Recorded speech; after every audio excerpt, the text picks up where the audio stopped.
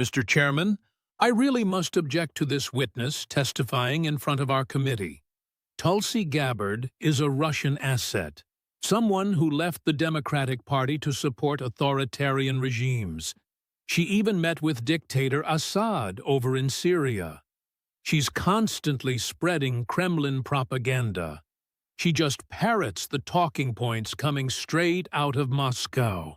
She truly has no business testifying before Congress on anything related to national security or congressional ethics. She's a traitor to American values, and I move that she be removed from this hearing right now. These were the exact words of Nancy Pelosi, broadcast live across every major network, designed to destroy the credibility of a sitting director of national intelligence who also happened to be a decorated combat veteran. The 84-year-old former speaker, now worth $200 million after 37 years in Congress, truly believed she could silence another critic simply by accusing them of treason.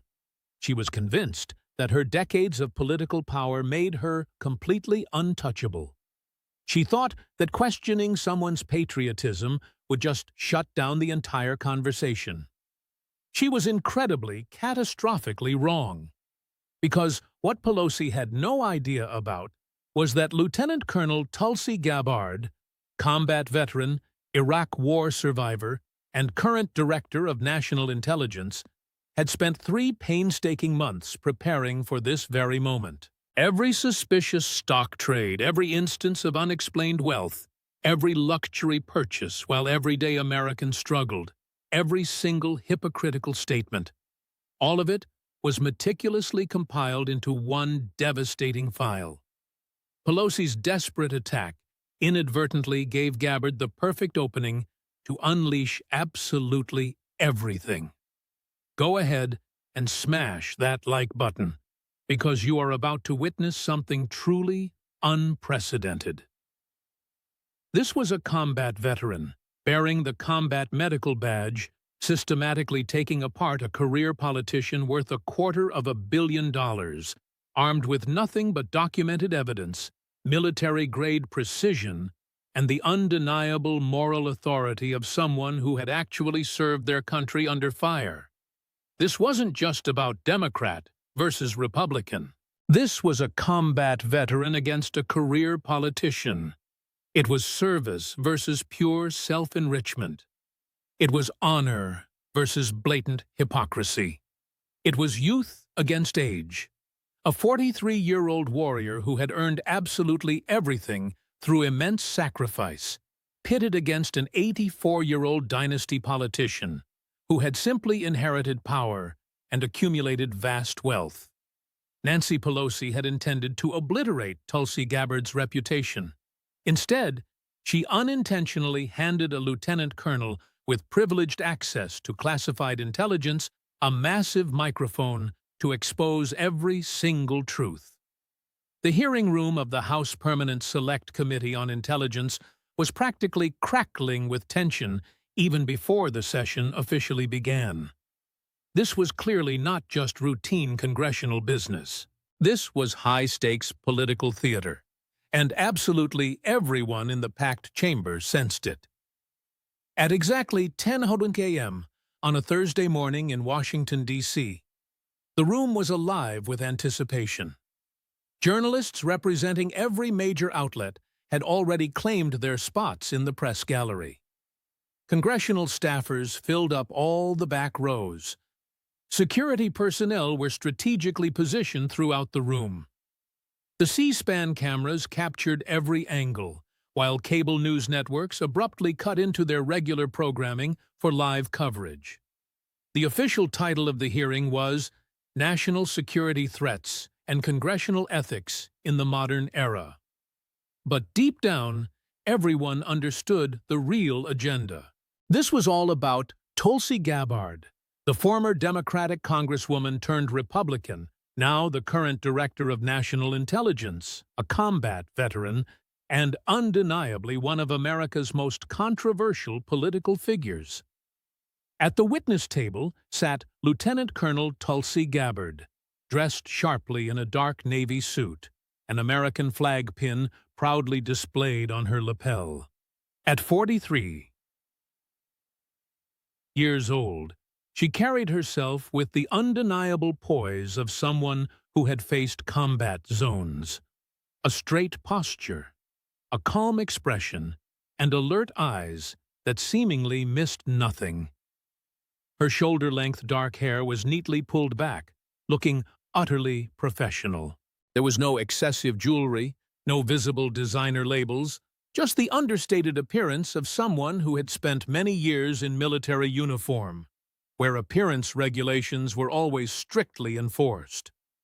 Chairman Mike Turner, the Republican from Ohio, brought the hearing to order at 10:03 a.m. "The committee will now come to order," he announced. "Today, we are here to examine critical issues at the intersection of national security and ethical conduct in government service." Our first witness is Director Tulsi Gabbard, currently serving as our Director of National Intelligence. Director Gabbard also served with great distinction in the United States Army, deploying twice to the Middle East, and previously represented Hawaii's 2nd Congressional District from 2013 to 2021. Director Gabbard, you are now recognized for your opening statement. Gabbard leaned into the microphone, her voice coming through clear and perfectly measured. "Mr. Chairman, Ranking Member, and distinguished members of this committee, thank you sincerely for inviting me to testify today. Before I even begin, I want to ensure my credentials for this discussion are fully established, because I firmly believe that experience truly matters when we're discussing national security and ethics." She paused, deliberately making eye contact with various committee members. "I am, in fact, a lieutenant colonel in the United States Army Reserve. I joined the Hawaii Army National Guard back in 2003, not long after the September 11th attacks. In 2004, I volunteered for a deployment to Iraq with my unit, making me the first state official to willingly leave public office to serve in a war zone. From 2004 to 2005, I served with a field medical unit at Logistical Support Area Anaconda in Iraq. I earned the Combat Medical Badge for taking part in combat operations under hostile enemy fire.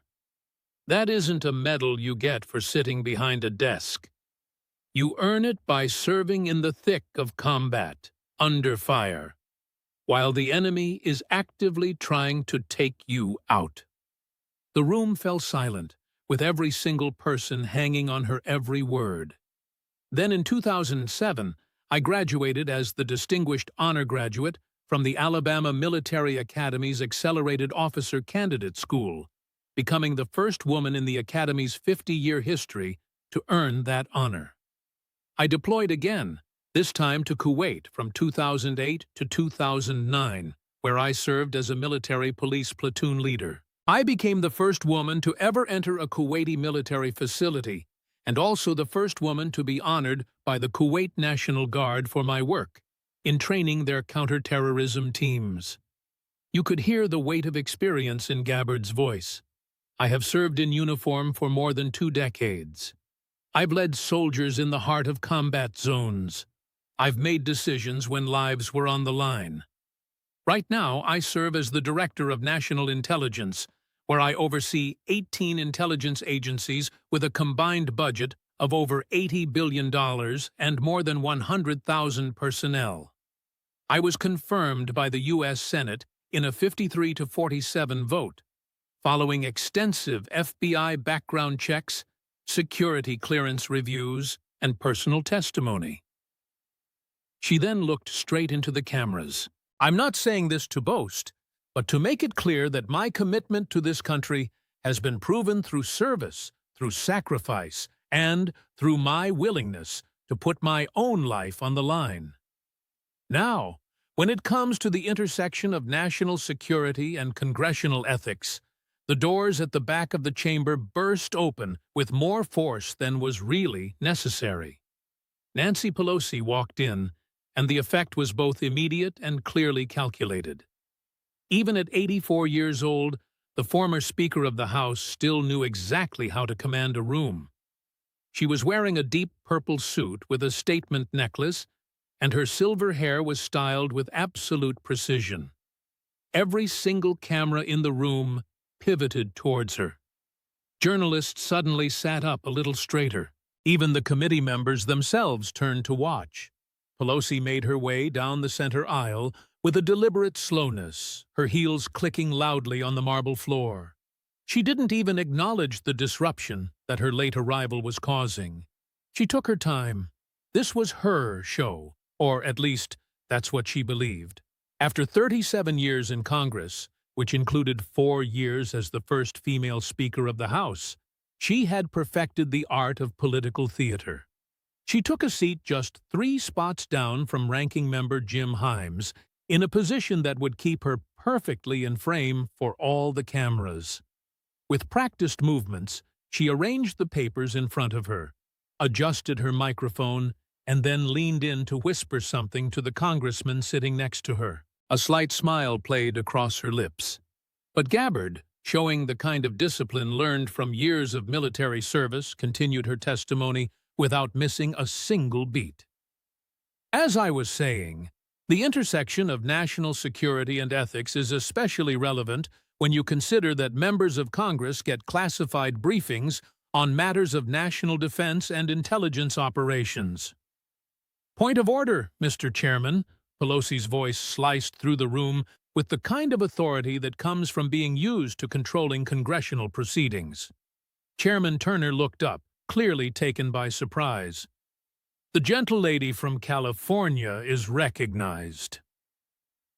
Pelosi adjusted her microphone and then fixed her gaze not on the chairman, but straight across the room at Tulsi Gabbard. When she finally spoke, her voice was filled with both dismissiveness and contempt, the exact tone of someone who believed they were about to deliver a fatal political blow. Mr. Chairman, I object to this witness testifying before this committee. Tulsi Gabbard is a Russian asset who abandoned the Democratic Party to go serve authoritarian regimes. She met with the dictator Assad in Syria, while our American troops were fighting and dying. She spreads Kremlin propaganda about the war in Ukraine. She parrots talking points that come straight from Moscow.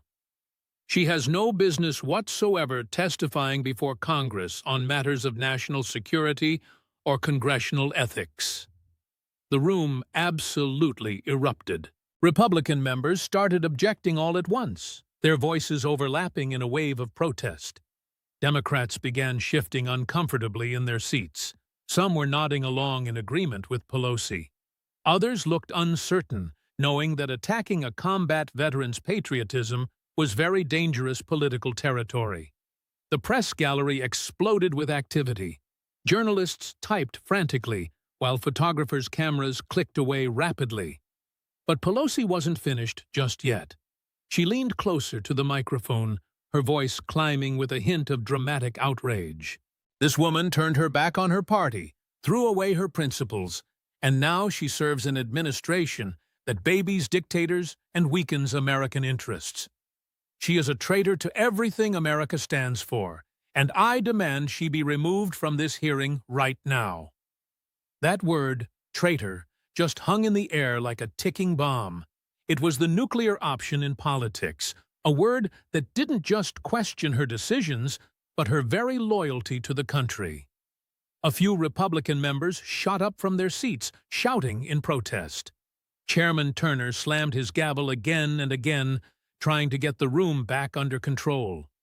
But through all of that chaos, Tulsi Gabbard sat completely still at the witness table. Her face didn't flush with anger. Her shoulders weren't tensed up in defense. She just watched Pelosi with the cool, calculating look of someone who had faced far greater dangers than a heated congressional hearing. For a full 10 seconds, long enough for every camera to zoom in and burn the image into the minds of thousands watching, Gabbard held a faint smile, like someone watching their opponent walk right into a trap she had set. The room gradually fell silent, the anger replaced by a buzzing sense of anticipation. Everyone in the room could feel that they were about to see something big happen. Chairman Turner seemed unsure of what to do next.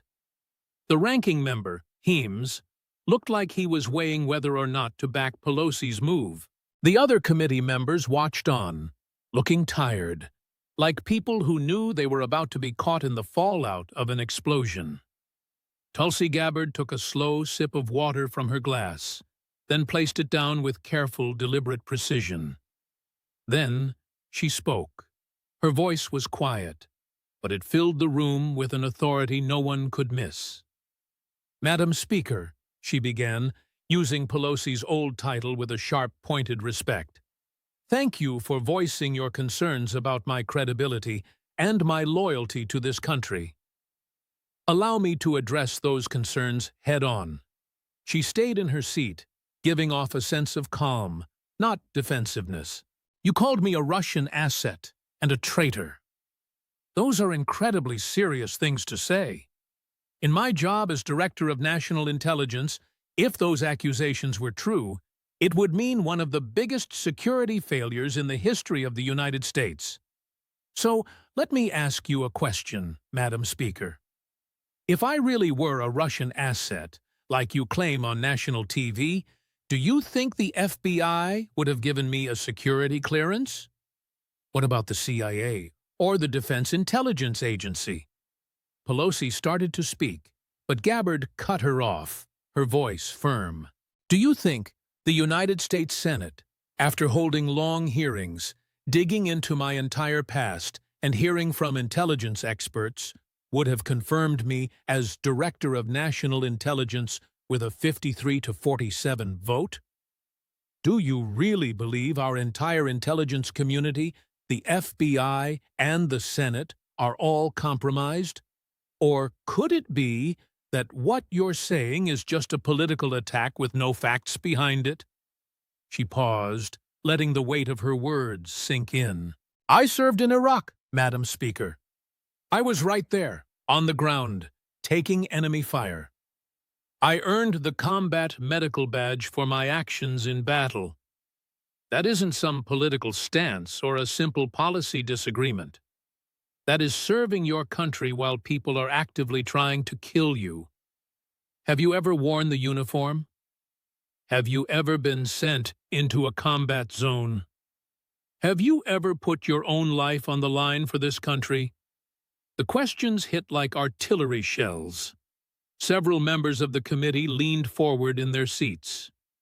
"But since you've gone on national television to question my security clearance, my ethics, and my loyalty to this nation," Gabbard said, reaching for something beside her chair, "let me return the favor by taking a look at yours." Her hand came up holding a folder. This wasn't some slim manila folder. It was a huge, overstuffed accordion file, at least 4 inches thick and practically bursting with papers. Dozens of colored tabs stuck out from the sides, marking all the different sections.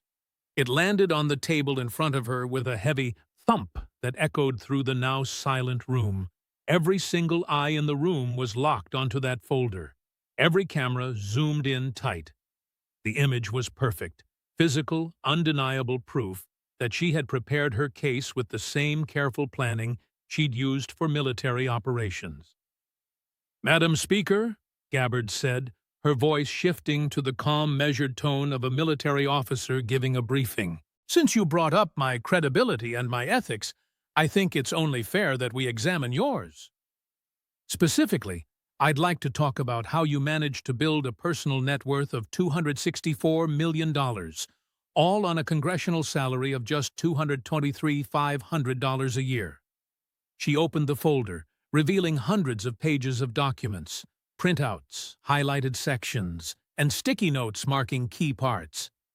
"I'd like to discuss why your husband, Paul Pelosi, sold over $500,000 worth of Visa stock in July 2024, a mere 2 months before the Department of Justice filed an antitrust lawsuit against Visa that sent the stock price down 5%. And let's talk about why he bought over $1 million in NVIDIA call options in June and July of 2022, right before Congress voted on the CHIPS and Science Act that would hand out $52 billion in subsidies to semiconductor companies like NVIDIA. Gabbard's eyes remained locked on Pelosi as she continued, "I'd like to discuss your real estate portfolio, which is worth over $50 million, your Pacific Heights mansion, your Napa Valley vineyard where you host lavish parties for wealthy donors, and your Georgetown condominium. I'd like to discuss just how you managed to accumulate all of that on a government salary." She paused for dramatic effect. "You called me a Russian asset, Madam Speaker. You questioned my loyalty to America. But I have a question for you. Are your actions trading stocks based on classified information you get in congressional briefings, amassing vast wealth while in public office, living in incredible luxury while lecturing Americans about inequality? Are those the actions of someone who is serving their country, or someone who is only serving themselves?" The silence in the chamber was deafening, broken only by the soft whir of cameras and the furious typing of journalists. Nancy Pelosi sat perfectly rigid in her seat. The look of confidence she'd worn while attacking Gabbard had completely vanished, replaced by something between shock and frantic calculation. It was the look of someone who had severely miscalculated and was now scrambling to assess the damage. Chairman Turner, seeing that something truly extraordinary was unfolding before him, made his decision.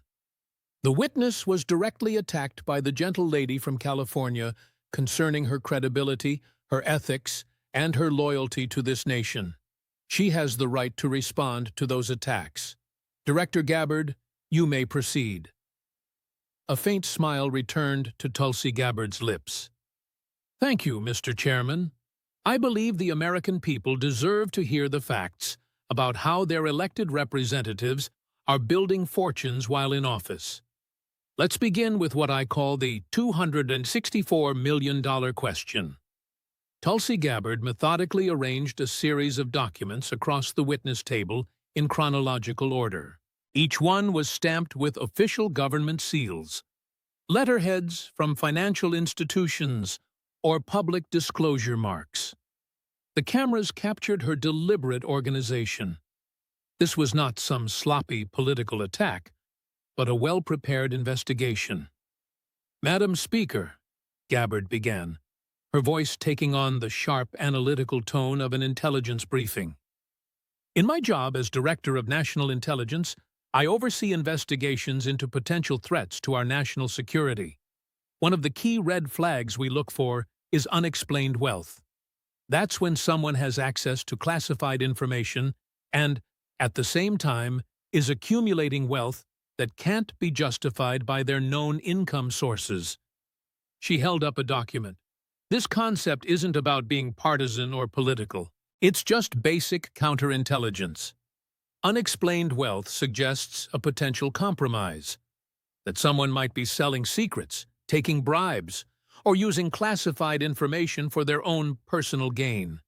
So, when I see a pattern of wealth accumulation that doesn't add up with the documented income, my training tells me to investigate further." Gabbard then pulled out a chart she had created, showing Pelosi's reported net worth over the years. "Let me show you why your financial situation raises the kind of red flags that would alarm any counterintelligence professional. According to Open Secrets, which gathers data from the financial disclosures that members of Congress are required to file, your net worth in 2009 was approximately $58 million. That's already a substantial amount, and you were one of the wealthiest members of Congress." She pointed to the first data point on her chart. By 2014, just 5 years later, your net worth had nearly doubled to $11 million. Another point on the chart, by 2018, it reached $114 million. By 2021, it was $120 million. And according to the most recent analysis from multiple sources, all cross-referencing your own financial disclosures, as of 2024, your net worth now stands at approximately $264 million. But Gabbard set the chart down so the cameras could capture it clearly. Let's do the math, shall we? Madam Speaker, in 2009, you were worth $58 million. Today, you're worth $264 million. That's an increase of $26 million over 15 years. She pulled out a calculator, making a show of punching in the numbers. You've served in Congress for 37 years. Your current salary is $223,500 per year. When you were Speaker, you earned $223,500. Before taking on leadership roles, you earned the standard congressional salary. Over your entire career, your total income from Congress before taxes comes to about $8.3 million. She looked up, directly at Pelosi. Over 37 years, your total salary comes to $8.3 million. And yet, you're worth $264 million. That leaves a discrepancy of $255.7 million. So, where did all that money come from?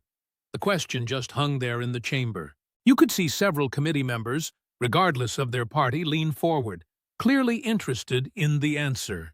Now, I know what you're going to say, Gabbard went on. You'll say it came from investments, that your husband, Paul Pelosi, is just a savvy investor who made some smart moves. Let's take a closer look at that claim. But first, let me show you something else that also raises questions. She then pulled out a stack of property records, tax documents, and public filings.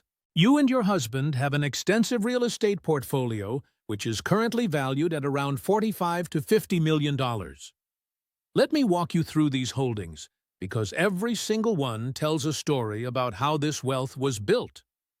Gabbard then held up a photograph from public records showing a grand red brick mansion. This is in Pacific Heights, San Francisco. The property was bought back in 2007 for $2.25 million.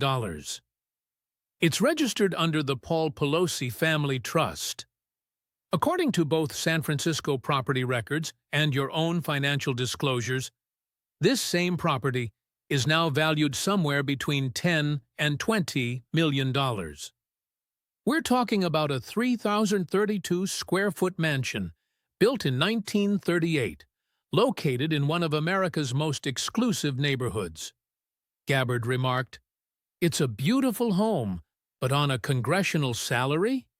She then moved on to the next photo, which was an aerial shot of a massive vineyard estate, a Napa Valley vineyard and residence, purchased way back in 1990 for $2.35 million. Your disclosures say it's worth at least $5 million today, but real estate experts believe it's worth a lot more, especially considering its size and location. Looking at the details, Gabbard continued, it sits on 1,655 acres, has a main house that's over 3,300 square feet, plus a 2,400-square-foot addition from 2006, not to mention a tennis court and a swimming pool. And your financial disclosures state that it generates a mere $1,000 a year from grape sales.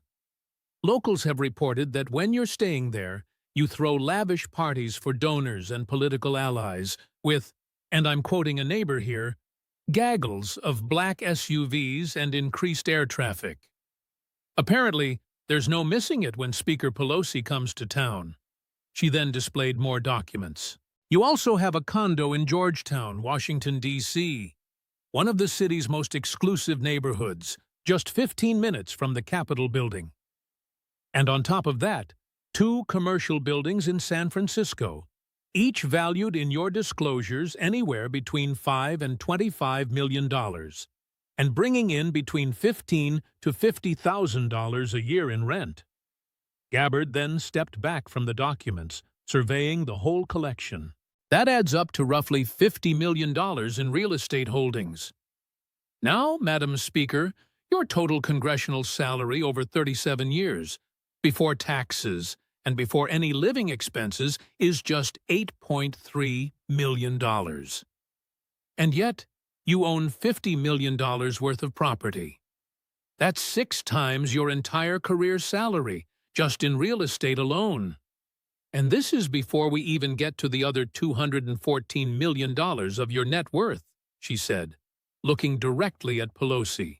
So, my first question, as someone trained to spot security risks, is how did you possibly buy $50 million in real estate on a government salary that couldn't even afford one of these properties? Pelosi leaned towards her microphone, her voice instantly defensive. My husband is a successful businessman who… Yes, let's talk about your husband. Gabbard cut in smoothly, pulling out a fresh stack of documents. Paul Pelosi, owner of Financial Leasing Services, Incorporated, a venture capital and financial consulting firm, and a stock trader, a remarkably successful stock trader. She then held up the financial disclosure forms.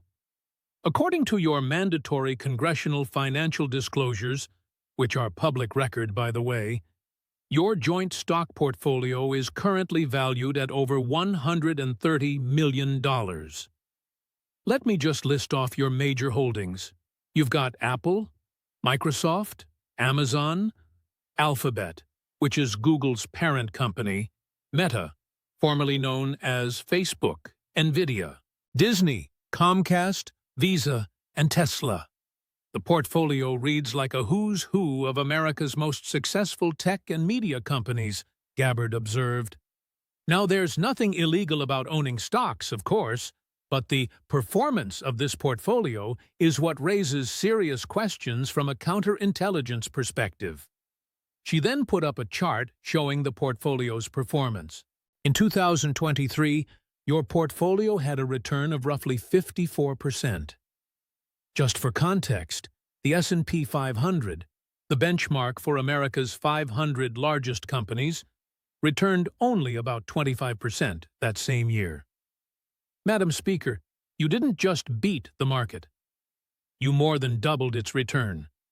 You actually outperformed professional hedge fund managers who have entire teams of analysts, sophisticated algorithms, and billions of dollars in resources. Gabbard then pulled out printouts of various social media posts.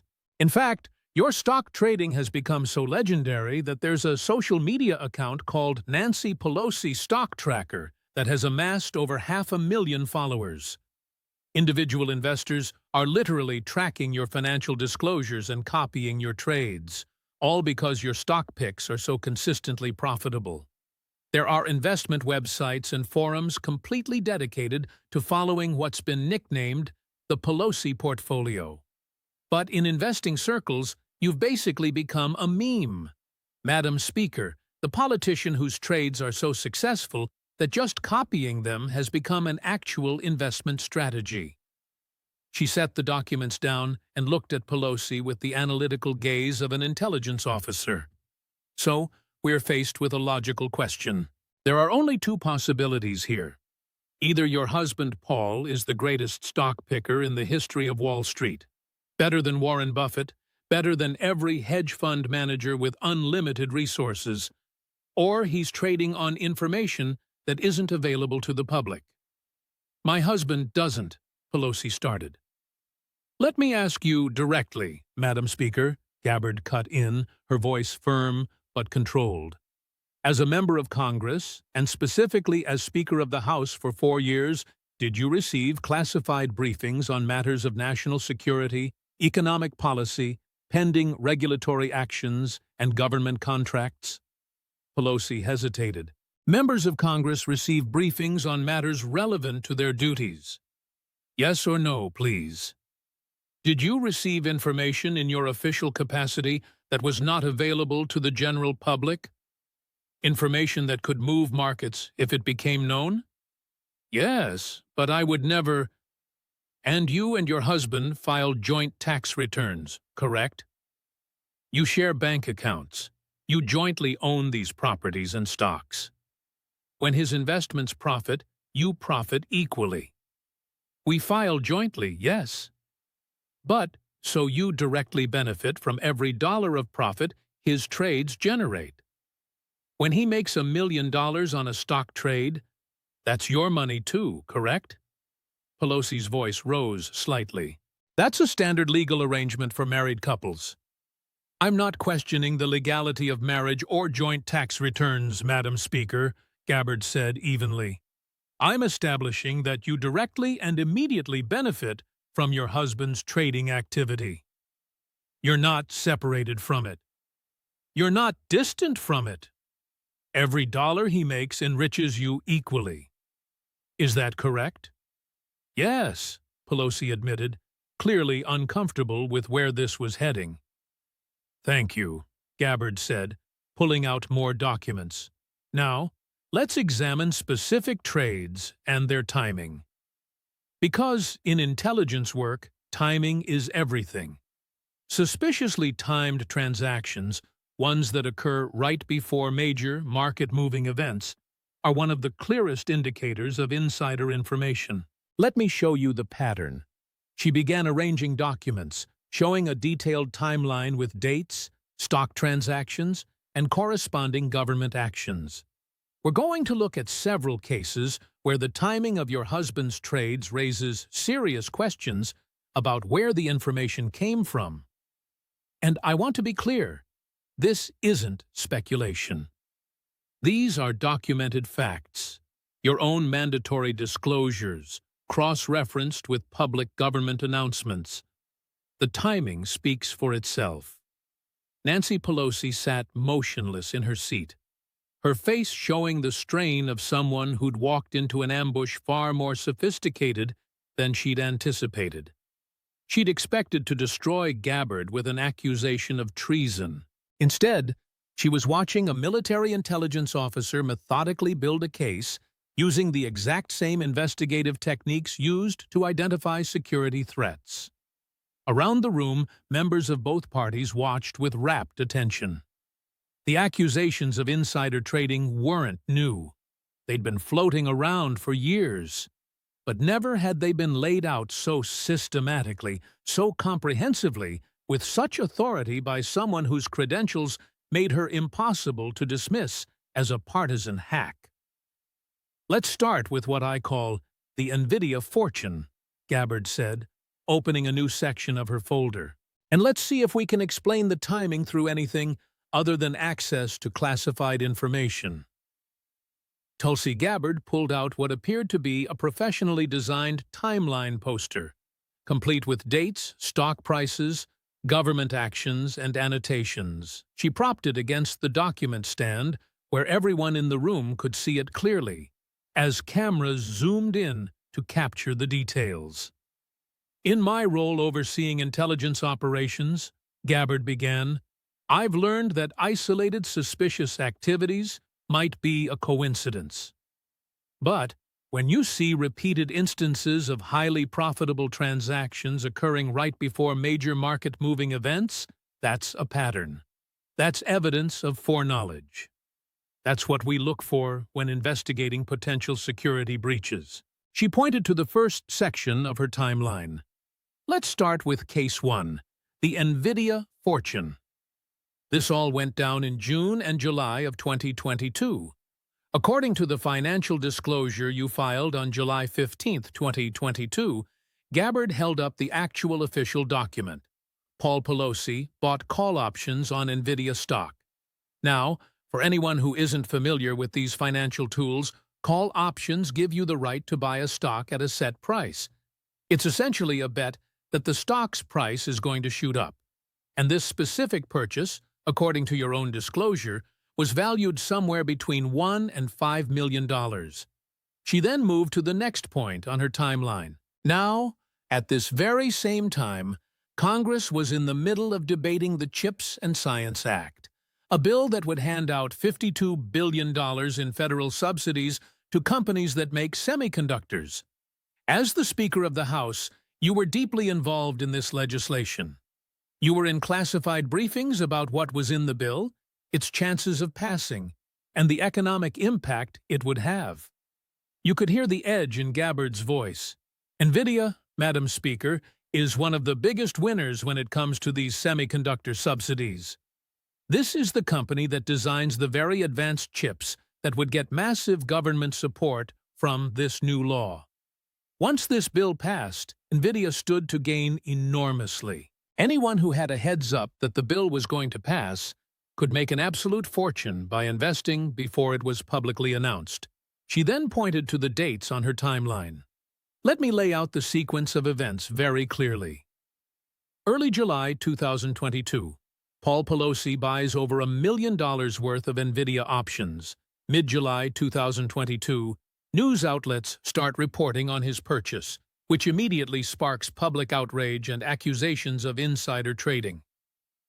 Late July 2022, the House is scheduled to vote on the CHIPS Act. Gabbard pulled out newspaper clippings and printouts of online articles. The timing raised so many red flags that your office was forced to issue a response. Let me just read from your spokesperson's statement. Speaker Pelosi does not own any stocks and has no prior knowledge or subsequent involvement in any transactions. She looked straight up at Pelosi. That's technically accurate, but it's also deliberately misleading. You don't personally own the stocks. Your husband does. That's some very convenient phrasing. But you two file joint tax returns. You share bank accounts. And you both benefit equally from any profits. Saying you don't own stocks is just a legal trick designed to create a distance that isn't actually there. But here's what happened next, Gabbard continued, pointing to her timeline once again. On July 26, 2022, just days before the House vote on the CHIPS Act, Paul Pelosi suddenly sold all 25,000 of his NVIDIA shares, getting out of the position completely. Your spokesperson claimed this was all done to avoid even the appearance of impropriety. She set the documents down and looked Pelosi right in the eye. Let's really think about that. Madam Speaker, Paul Pelosi sold those shares at a loss of roughly $341,000. He actually lost money on this trade. So why would he do that if the timing was just a coincidence? If the purchase was just a normal investment, with no connection to your inside access to information about the CHIPS Act, why would you sell at a loss? Gabbard then pulled out a stock price chart. Here's what makes this whole thing even more revealing. After Paul sold those shares, after taking that $341,000 loss to avoid the appearance of impropriety, NVIDIA's stock then shot up by over 200%. If he had just held on to those shares, his original investment would be worth over $12 million today. But instead, he sold at a loss. She paused, letting that sink in. In intelligence analysis, there's something we look for called consciousness of guilt. It's behavior that shows someone knows they've done something wrong. Taking a huge loss to get out of a trade right before a congressional vote. That is a textbook sign of consciousness of guilt. Madam Speaker, you knew the timing was so suspicious that you were willing to eat a $341,000 loss rather than face the political and legal fallout. So, what does that tell us? Gabbard let the question hang in the air. It tells us that even you knew the trade looked like insider trading. Otherwise, why would you sell? Why take such a big loss? The answer is obvious. Because the timing was so blatant, holding on to that trade would have been completely indefensible. Pelosi tried to cut in. We sold to avoid any appearance. Exactly, Gabbard cut her off. You sold to avoid the appearance of what you were actually doing, which was trading on classified information about a law that hadn't passed yet. She then moved to the next section of her timeline. Case 2. The visa dump. This one is more recent, and in my professional opinion, as someone who oversees intelligence operations, it's even more damning. According to your periodic transaction report, which was filed in July of 2024, Gabbard held up yet another official document. Paul Pelosi sold 2,000 shares of Visa stock. Based on Visa's stock price at the time and the ranges in your disclosure filing, this transaction was worth roughly $526,000. She pointed to the timeline and said, "Now, watch what happens." On September 24, 2024, the Department of Justice hit Visa with a massive civil antitrust lawsuit. The lawsuit claimed that Visa had illegally cornered the debit card market, paid off its competitors to stay away, and used anti-competitive tactics that hurt both regular people and businesses. This was a huge lawsuit, one that could completely change how Visa operates and makes money. She then pulled up a stock price chart. The moment the DOJ lawsuit went public, Visa's stock took an instant 5% nosedive. That meant billions of dollars in market value vanished in just a matter of hours. Anyone who owned Visa stock saw their investment immediately lose value. Gabbard then glanced down at her timeline. Paul Pelosi had sold off his Visa stock back in July of 2024. The lawsuit itself wasn't announced until September 20. That left a gap of about 2 months, just enough time for the DOJ's investigation to be wrapping up, but while it was still a secret, not known to the public. She then turned to face Pelosi head-on. "Now, Madam Speaker, let me break down for you how the government really works. These huge antitrust lawsuits don't just pop up out of nowhere. The Department of Justice spends months building its case, investigating and talking with leaders in Congress about the potential impact. As the former Speaker and a top member of congressional leadership, you're in the briefings where these exact things are talked about. So my question is, how did your husband Paul know to sell off that Visa stock just 2 months before a DOJ announcement that would tank the market? Who tipped him off that a massive antitrust lawsuit was on the way?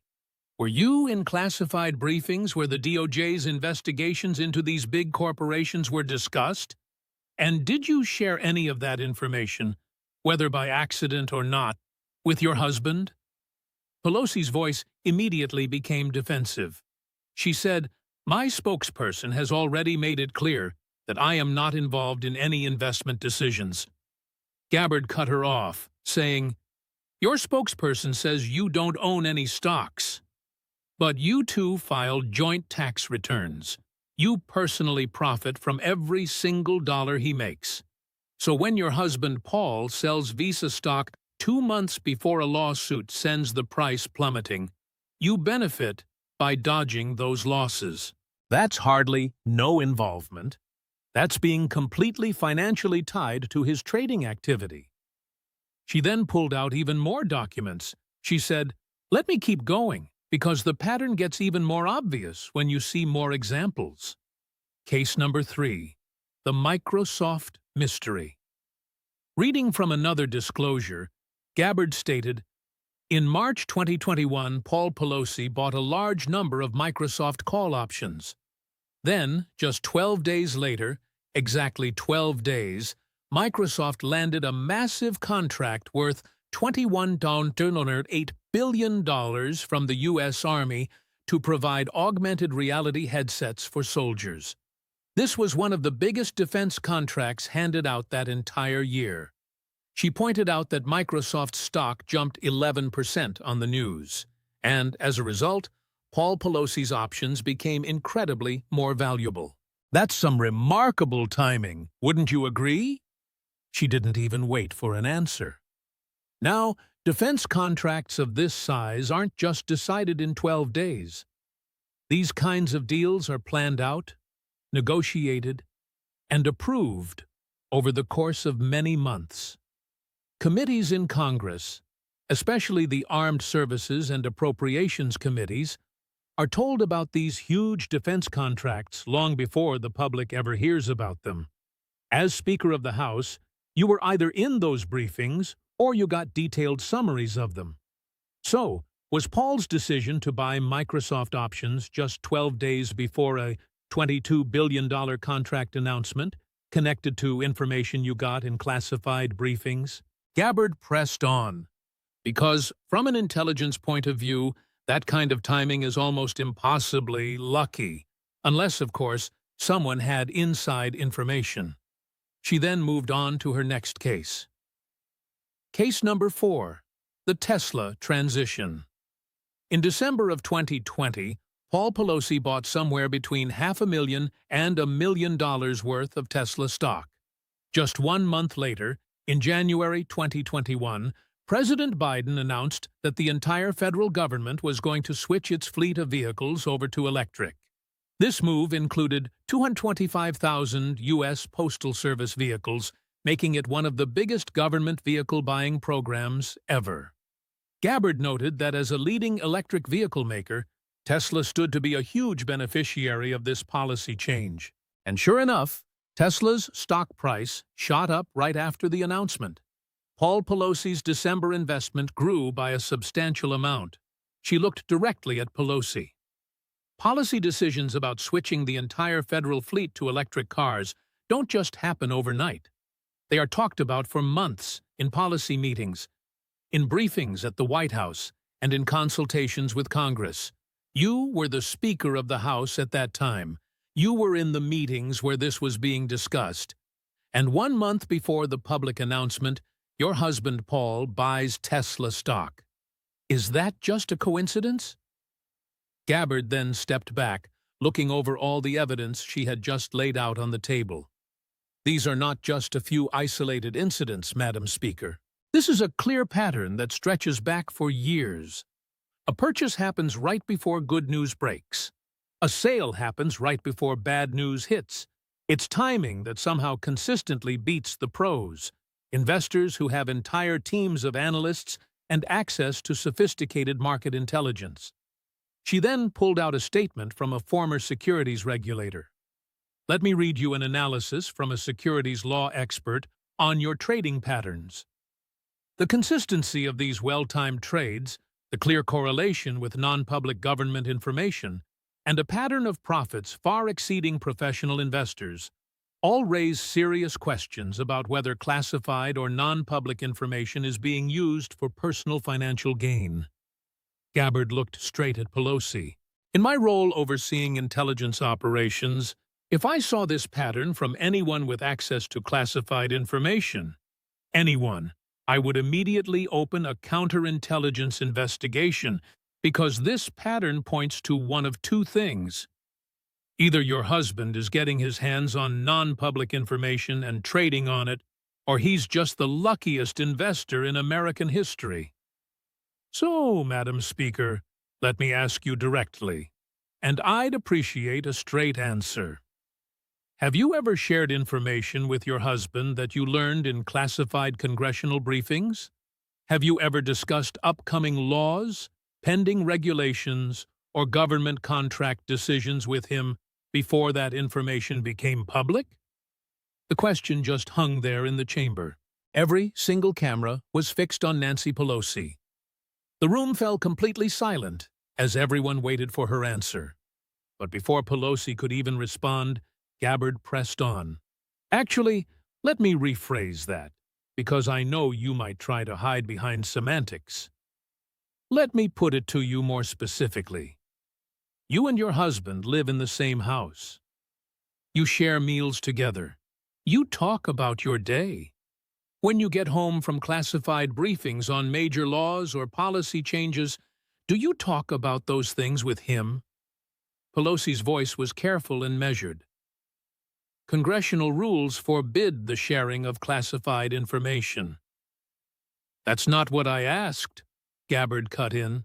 Do you talk about your work with your husband, like when the CHIPS Act was being negotiated? What about when major defense contracts were being finalized, or when DOJ investigations were underway? Did those subjects ever come up in your conversations? The silence that followed was just damning. Pelosi obviously couldn't claim that she never talked about work with her husband. That would have been completely unbelievable. But admitting that she talked about sensitive government business, would open the door to accusations that she gave him the basis for his trading decisions. "Your silence is very telling, Madam Speaker," Gabbard said quietly, "because here is what I believe happened. I believe you got a hold of classified or non-public information as part of your official duties. I believe you discussed that information with your husband, maybe not with the express purpose of helping him trade, but you discussed it all the same. And I believe he then used that information to make investment decisions that made both of you richer by tens of millions of dollars. That isn't just unethical, Madam Speaker. Depending on the details, it could actually be criminal. It might be securities fraud. It might even be honest services fraud. At the very least, it's a violation of the public's trust and your oath of office." Gabbard gathered her timeline documents. "But we're not done, because your financial irregularities go beyond just stock trading. They're about a much broader pattern of you living like an aristocrat while preaching to everyone else about inequality. Let's talk about your lifestyle, Madam Speaker. Let's talk about what some call champagne socialism." Tulsi Gabbard then pulled a new set of materials out from her folder. This time, it was photographs, screenshots from social media, and printouts of news articles. Her expression changed from being analytical to something that looked a lot more like contempt. "Madam Speaker," she began, "in the military, we have this concept called leading from the front. It means that officers don't ask their enlisted soldiers to put up with hardships they aren't willing to endure themselves. We eat the same food, we sleep in the same conditions, and we face the same dangers. That is how you earn respect and build loyalty." She took a pause. "You, however, do not lead from the front. You lead from a $20 million mansion while lecturing working Americans about sacrifice." Gabbard then held up an enlarged photograph of a gleaming modern kitchen featuring two massive side-by-side refrigerators. "Let's start with this right here. This was April of 2020, when the COVID-19 pandemic was tearing America apart. Unemployment had spiked to levels that we hadn't seen since the Great Depression. Small businesses were shutting their doors by the thousands. Americans were lining up for food banks in numbers so large they shocked even the relief workers.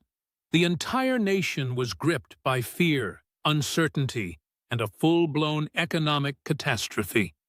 She then set the photo down. "And yet, on April 13th, 2020, you went on The Late Late Show with James Corden. You gave a video tour of the kitchen in your Pacific Heights mansion, and you proudly showed off your two Sub-Zero refrigerators. Do you have any idea what two Sub-Zero refrigerators cost, Madam Speaker?" She didn't even wait for an answer. $24,000. $24,000 for refrigerators. While Americans were worried about making rent, as unemployment claims were breaking records, and while food banks were completely overwhelmed, you showed off $24,000 worth of refrigerators on national television. Gabbard then put up another image, a close-up of the inside of one of the refrigerators. "And what did you keep in these $24,000 refrigerators?" "Premium ice cream." You specifically mentioned Jenny's Splendid Ice Creams, which costs about $13 a pint. You talked about your collection of gourmet ice cream flavors at a time when millions of Americans were facing food insecurity. Her voice was steady but laced with controlled anger. The public's backlash was immediate and severe. Social media just exploded with criticism. Even liberal commentators were comparing it to "let them eat cake," the infamous quote attributed to Marie Antoinette that came to symbolize aristocratic indifference to suffering. But your office never once issued an apology. You never acknowledged just how tone-deaf it all appeared. You just moved on. insulated inside your bubble of wealth and privilege. But that wasn't just an isolated incident, Gabbard continued. Let me show you another example of your approach to rules and to sacrifice. She then showed stills from a security camera. September 1st, 2020. San Francisco was under a strict COVID-19 lockdown order. By city mandate, hair salons were closed for any indoor services. Small salon owners, your constituents, Madam Speaker, were struggling. Some of them were going out of business entirely. The very city you represent was suffering under restrictions that you and other Democratic leaders had supported. And where were you on September 1st? Gabbard pointed right at the image. Inside East Salon on Union Street in San Francisco, getting your hair blown out. Security footage, which was obtained and published by Fox News, shows you walking through the salon without a mask, receiving a service that was explicitly prohibited for everyone else under the lockdown orders you supported. She then held up news articles documenting the controversy. When that footage leaked, you didn't apologize to the small business owners who'd lost their livelihoods by following the very rules you supported. You didn't acknowledge the hypocrisy of it all. Instead, you claimed you'd been set up by the salon owner. You blamed the person who exposed your violation rather than simply taking responsibility for your actions. Gabbard's voice began to rise slightly. Madam Speaker, I was deployed during the pandemic. I served with soldiers who followed strict protocols, who sacrificed time with their families, who did their duty despite the hardship. Meanwhile, you got your hair done illegally, and then blamed the salon owner for making it public. That's not leadership. That's privilege. She then moved on to another set of documents. Let's talk about your use of military aircraft. As Speaker of the House, you had access to military transportation for security reasons. That's a legitimate perk of the position. But your specific requests became controversial. Gabbard began reading from a Judicial Watch report based on Freedom of Information Act requests. Documents show you requested specific luxury military aircraft, including the C-32, which is basically a military Boeing 757 configured with executive amenities. You requested these aircraft for travel between Washington and San Francisco, for trips that could have easily been accomplished on commercial flights with a security detail. The Department of Defense estimated the cost to taxpayers for these flights at approximately $2 million per year, she continued. That's $2 million of taxpayer money for luxury military transportation, all while you lectured Americans about carbon emissions and climate change. She looked up from the documents. Madam Speaker, do you have any idea how soldiers typically travel? I can tell you from my own personal experience. We fly on cargo planes, C-130s with no windows, sitting on nylon netting stretched across the fuselage, sometimes standing for hours because there simply aren't enough seats. That's how America's warriors travel.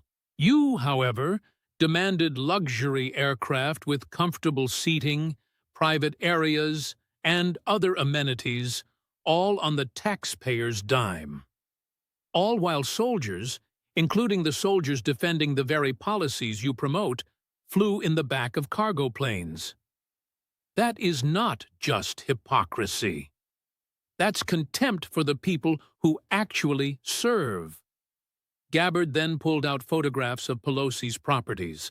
Let's return to your real estate portfolio, because it tells a story about your priorities. You own at least 3 luxury residences.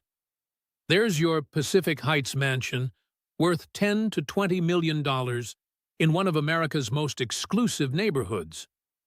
And your Napa Valley Vineyard estate, worth at least $5 million, where you host parties for wealthy donors. She held up an aerial photograph. This Napa property is particularly revealing. 16 acres, a tennis court, a swimming pool, and multiple buildings just for entertaining. Neighbors are saying that when you're in town, the area is flooded with black SUVs and helicopter traffic. You host political fundraisers, donor events, and gatherings for your wealthy supporters. This is not a modest retreat. This is a compound for cultivating wealthy benefactors, Gabbard added, along with your Georgetown condominium. You have multiple luxury residences in one of Washington, D.C.'s most expensive neighborhoods, just 15 minutes from the capital, while representing San Francisco, a city with one of the most severe homelessness crises in America. She set the property photos down. So, allow me to contrast two different pictures. Madam Speaker, this is what I see. You own over $50 million in luxury real estate. You showed off $24,000 refrigerators during a pandemic. You violated lockdown rules to get your hair done while small businesses were dying. You demanded luxury military aircraft for yourself while soldiers were flying in cargo planes. You're worth $200 million. And what's your political message? Tax the rich. Address income inequality. The wealthy don't pay their fair share. You position yourself as a champion of the working class, a progressive voice for economic justice, a defender of the vulnerable. Gabbard's voice carried an undisguised tone of disdain. But, Madam Speaker, you are the rich. You are the inequality. You are in the top 0.01% of Americans by wealth. You live a lifestyle of extraordinary luxury, while your constituents are struggling with housing costs, homelessness, and economic insecurity. In the military, we have a term for this. She said, we call it, do as I say, not as I do leadership. It doesn't work. Soldiers don't respect officers who demand a sacrifice they won't make themselves. Officers who live in luxury while enlisted troops suffer do not command loyalty. They command contempt. You're a do as I say, not as I do politician. Madam Speaker, you preach about sacrifice while living in palatial comfort. You lecture about inequality while you're accumulating a fortune. You advocate for rules that you yourself don't follow. You represent everything that Americans despise about political elites.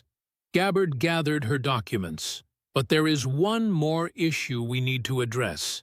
Because all of this, the unexplained wealth, the insider trading pattern, the luxury lifestyle, the hypocrisy, it raises a fundamental question about whether you should still be in Congress at all. Let's talk about age, competence, and the generational divide you represent. Tulsi Gabbard's tone shifted once again, becoming more somber, almost philosophical. She pulled out demographic data, generational analysis charts, and public polling. Madam Speaker, she began carefully, you're 84 years old. You've served in Congress for 37 years, which is longer than I've been alive. That's an extraordinary career by any standard, but it raises difficult questions that Americans are asking more and more. When is it time to step aside? When does experience become entrenchment? When does wisdom start to become decline? She displayed a chart. I want to approach this with respect, because I have genuine concern for you as a person, but the facts are concerning. You've had numerous public moments that suggest cognitive decline, confusion about details, repetitive statements, difficulty following complex discussions. These are not partisan attacks. They are observable behaviors that are worrying even members of your own party. Gabbard pulled out some news clippings. Multiple Democratic colleagues in Congress have privately expressed concerns about your mental acuity. They note meetings where you seemed to be confused. They mention briefings where you had difficulty tracking information and moments where you appeared disoriented. These are not Republicans attacking you. These are your allies, and they are worried about your capacity. She looked at Pelosi with something that approached sympathy. Madam Speaker, there is no shame in aging. Every human being faces cognitive changes as they get older. But there is shame in clinging to power when you can no longer effectively serve. There's shame in putting your personal prestige above the needs of the institution. Let me contrast our situations, Gabbard said. I'm 43 years old. I am currently deployed, metaphorically speaking, as the Director of National Intelligence, where I oversee operations, make time-sensitive decisions, and manage crises. I maintain my physical fitness standards for the Army Reserve. I stay current on emerging technologies, new threats, and changing global dynamics. You're 84, she continued. You have been in Congress since Ronald Reagan was president. The world has changed dramatically since then. There are new technologies, new challenges, and new generations with different needs. But you remain accumulating wealth, wielding power, and blocking younger leaders who might bring fresh perspectives. Gabbard then displayed the demographic data. Here is what concerns me from a governance perspective. You represent a generation that controls Congress, despite being vastly outnumbered by younger Americans. The average age in Congress is 58. You're a full 26 years older than that average. You make decisions about technology you don't understand, for a future you won't live to see, and about debt that younger generations will have to inherit. She then pulled out a different chart. Public polling shows that 76% of Americans, including majorities in both parties, believe there should be age limits or term limits for Congress. Americans are tired of watching elderly politicians cling to power while the nation's problems just get worse. But this isn't just about age, Gabbard clarified. It's about what your continued presence really represents. It's about dynasty politics, about inherited power, about a system that serves insiders instead of citizens. She pulled out Pelosi's family tree. You weren't a self-made politician who rose up through merit and service. You were born Nancy Patricia D'Alessandro. Your father, Thomas D'Alessandro, Jr., was a U.S. congressman from Maryland who later served as the mayor of Baltimore. Your brother, Thomas D'Alessandro III, also served as mayor of Baltimore. You grew up in a household where your father was already a sitting congressman. You were born into political royalty. Gabbard said you inherited a political network, a fundraising base, name recognition, and connections. You didn't build these from scratch. They were your birthright. She contrasted this with her own story. I was born in American Samoa to a middle-class family. My father worked in education. We had no political dynasty, no inherited power. When I wanted to serve, I enlisted in the Army after 9/11. I deployed to Iraq at age 23. I earned my combat medical badge while under enemy fire. I was elected to Hawaii's state legislature at 21 because I campaigned door to door, earning votes through hard work and commitment. Everything I've achieved came through service and merit, Gabbard said. Everything you've achieved came from a system of inherited privilege and accumulated power. We represent two different Americas. One where success comes from service, and another where success comes from a dynasty. She pulled out electoral data. Your congressional district is one of the safest Democratic seats in America. You've won re-election with 70 to 80% of the vote for decades. You face no meaningful electoral accountability. Your constituents can't effectively challenge you, even when they disagree with your choices, because the district is so gerrymandered and you have such overwhelming advantages. A safe seat means freedom, Gabbard explained. Freedom to accumulate wealth without voters punishing you. Freedom to make insider trades without electoral consequences. Freedom to live in luxury while your constituents struggle without losing your job. You've had that freedom for 37 years. She displayed Pelosi's fundraising totals. You've raised over $400 million for Democratic campaigns during your time as a leader. That creates loyalty. It creates protection. Members of Congress who challenged you found themselves without good committee assignments, without fundraising support, and without leadership positions. You built a system where questioning you meant career consequences. That's power, Gabbard said bluntly. Real, structural power. The power to make or break political careers. And you've used that power not to serve the American people, but to protect yourself from accountability, to enrich yourself through suspicious stock trades, and to maintain your position despite your age and questions about your competence. She looked directly at Pelosi. Madam Speaker, you could retire wealthy. You're worth $264 million. You could enjoy your Napa Valley vineyard, your Pacific Heights mansion, your Georgetown condo. You could spend time with family and enjoy the fruits of your career, however you accumulated that wealth. But you won't, because you're addicted to power. You can't let go. That addiction hurts America. Gabbard said it blocks younger leaders who might bring new ideas. It perpetuates a system where elderly politicians make decisions that they won't have to live with the consequences of. It represents everything that's broken about American politics. Dynasty, privilege, insider enrichment, power addiction, and generational capture. She gathered her documents. In the military, we have a philosophy. Train the next generation, then step aside. Great leaders know when their time has passed. They mentor their successors. They pass the torch. They serve, and then they move on.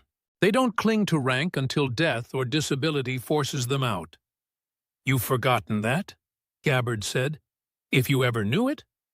You're part of a political class that sees public office as their own personal property, a class that refuses to accept any limits and serves themselves instead of the country. And that is why I left the Democratic Party.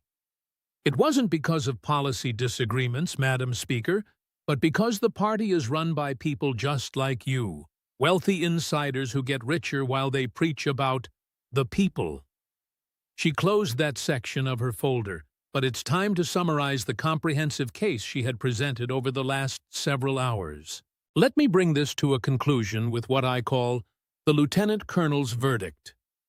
Tulsi Gabbard stood up, gathering all her materials and organizing them into neat stacks, each one a visual representation of the comprehensive case she'd built. The hearing had already been going on for nearly 4 hours. Not a single person had left the chamber. Cable news networks were still broadcasting live, recognizing they were witnessing a truly historic moment. Let me summarize everything we've documented here today, Gabbard began, her voice carrying the unmistakable authority of a military officer delivering a final briefing. Using the exact same analytical standards I use in my job overseeing intelligence operations, I have presented evidence that should concern every single American, regardless of their party affiliation. She held up the first stack of papers. Financial irregularities. You've somehow accumulated over $200 million in wealth, all on a congressional salary of just $223,500 a year. Your total congressional compensation over 37 years adds up to approximately $8.3 million. And yet, you are now worth $264 million. That's a gap of $255.7 million that simply cannot be explained by your documented income. Next, another stack. Suspicious trading patterns, with multiple documented cases of stock buys right before major positive news and stock sales right before major negative news. Your husband, for instance, bought NVIDIA options just before the CHIPS Act vote. He sold off Visa right before the DOJ announced its lawsuit. He bought into Microsoft just ahead of a $22 billion defense contract. And he bought Tesla right before the EV mandate was announced. The timing, in every single one of these cases, strongly suggests access to non-public information. Then, there's another stack. Pattern of performance. Your stock portfolio consistently outperforms professional investors. Hedge funds, with their unlimited resources and even the market benchmarks. In 2023 alone, your personal return was a staggering 54% compared to just 25% for the S&P 500. This level of consistent success is statistically almost impossible without some kind of informational advantage. She continued on, methodically. Consciousness of guilt. When that NVIDIA trade went public and sparked controversy, Paul Pelosi immediately sold his shares at a $341,000 loss, just to avoid the appearance of impropriety. This action clearly demonstrates an awareness that the trading pattern looked suspicious, maybe even illegal. Innocent investors simply don't take massive losses just to avoid bad appearances. Lifestyle hypocrisy. You personally own over $50 million worth of luxury real estate. You are showing off $24,000 refrigerators in the middle of a pandemic. You broke lockdown rules for your own personal convenience, while small businesses were forced to close for good. You demanded luxury military jets, while our soldiers were flying in cargo planes. You preach about inequality, while you yourself live among the top 0.01%. Generational entrenchment. At 84 years old, and after 37 years in Congress, you are still clinging to power.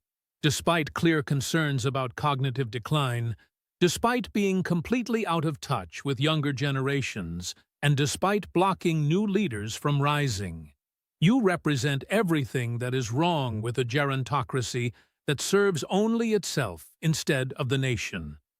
Gabbard set down all the stacks together, creating a powerful visual of her comprehensive case. This is not partisan politics, Madam Speaker. This is documented evidence of patterns that, in an intelligence context, would trigger an immediate investigation for potential compromise, corruption, or even security threats. She then looked directly at Pelosi. You called me a Russian asset. You questioned my very loyalty to America. You tried to get me removed from this very hearing by attacking my credibility and my patriotism. So let me respond to those accusations by telling you what I have actually done for this country. Her voice suddenly took on a new intensity.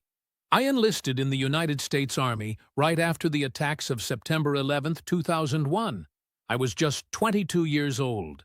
I voluntarily deployed to Iraq in 2004, leaving behind my position in the Hawaii State Legislature, specifically to serve in a combat zone. I served there with a field medical unit at Logistical Support Area Anaconda, which was one of the most frequently attacked bases in all of Iraq. I was there when the mortars fell. I was there when the casualties came pouring in. And I earned the Combat Medical Badge for directly participating in combat operations under hostile enemy fire. That is not a political position or a policy disagreement, Gabbard said, her voice rising with emotion. That is putting your life on the line for your country. That's service, and that is sacrifice. That, she asserted, is what true patriotism looks like. She went on, her voice filled with emotion that pierced through her military discipline. I was deployed to Kuwait again from 2008 to 2009. There I served as a military police officer, leading a platoon. My duties included training Kuwaiti counterterrorism teams. I have dedicated more than 2 decades of my life to serving in uniform. Right now, I hold the rank of Lieutenant Colonel in the Army Reserve. I've given huge parts of my adult life to this country, often at great personal sacrifice. So I ask you, Madam Speaker, what have you sacrificed? Gabbard demanded an answer. What risks have you ever taken? You've managed to become wealthy, $200 million wealthy. You have lived a life of unbelievable luxury. You've held immense power in your hands. You have never once put on the uniform.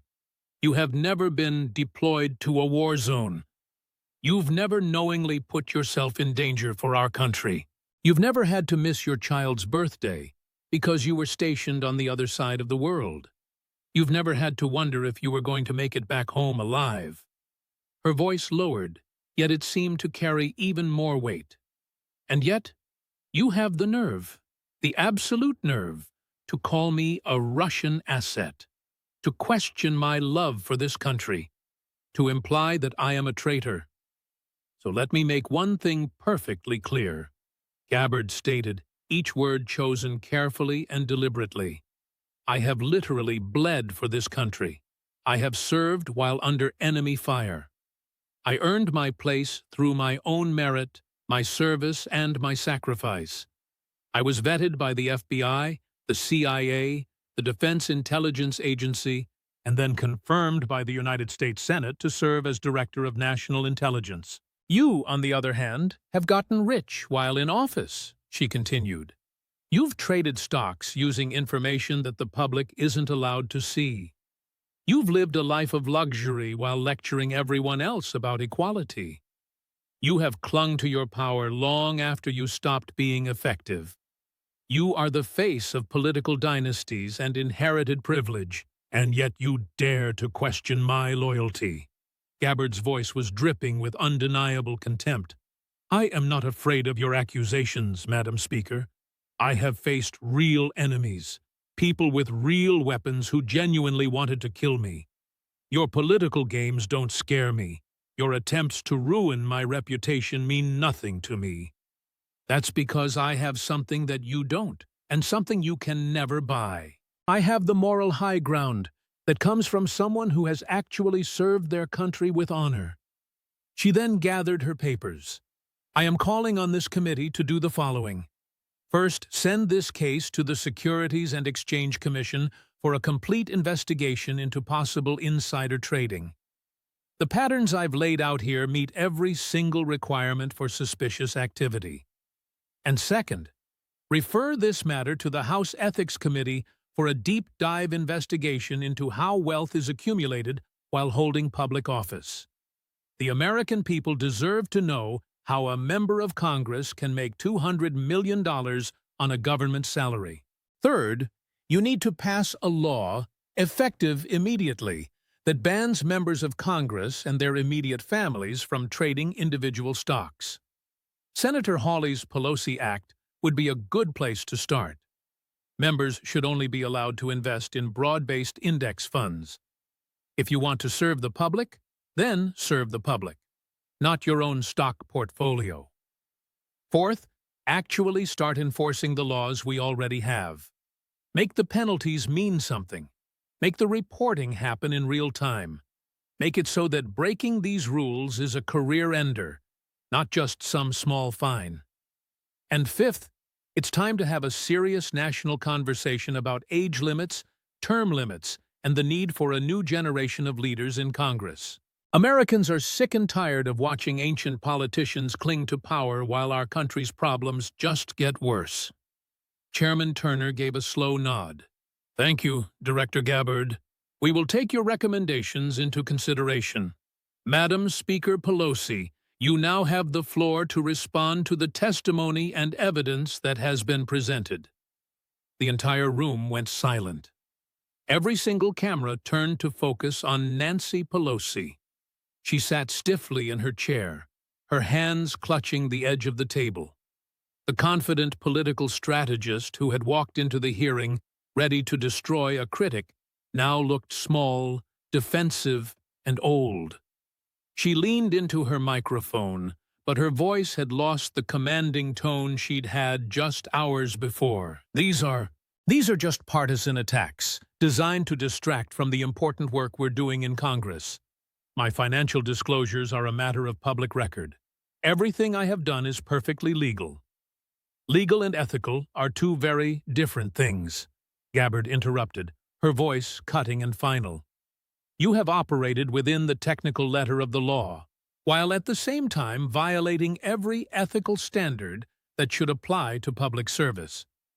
You got rich by using your access to classified information. You've lived a life of luxury while preaching about equality.